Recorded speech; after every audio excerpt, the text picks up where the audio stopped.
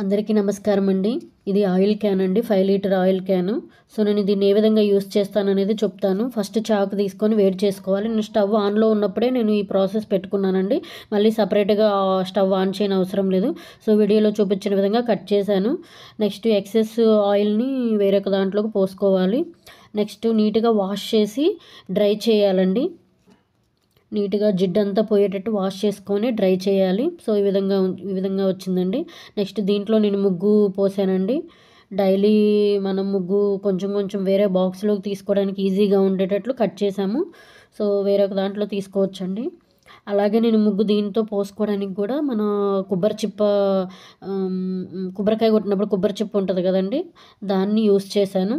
So idea కనుక నచ్చితే like చేయండి, షేర్ చేయండి, ఇంకా నచ్చితే సబ్స్క్రైబ్ చేయండి. హోల్ లేకుండా ఉన్నది తీసుకోండి. Thank you for watching.